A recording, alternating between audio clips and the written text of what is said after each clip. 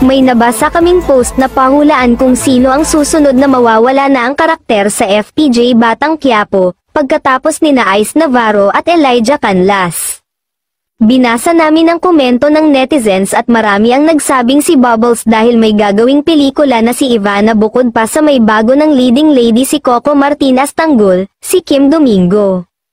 Posible rin naman dahil sa Friday episode ng Batang Quiapo ay may ipinakitang babaeng naka-baseball cap na nakatingin sa kinaroroonan ni Tanggol.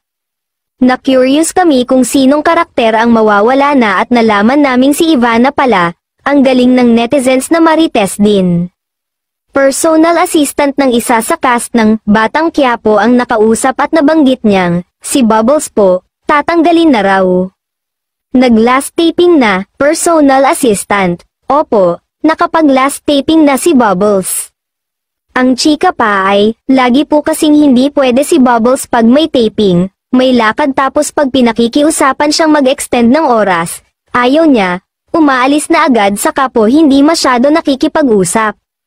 Matagal na umano naririnig na hindi namamansin o namimili ng papansinin si Ivana sa set ng Batang Quiapo pag dumarating daw ito ay diretso sa tent niya o standby area at laging nakadutdat sa cellphone.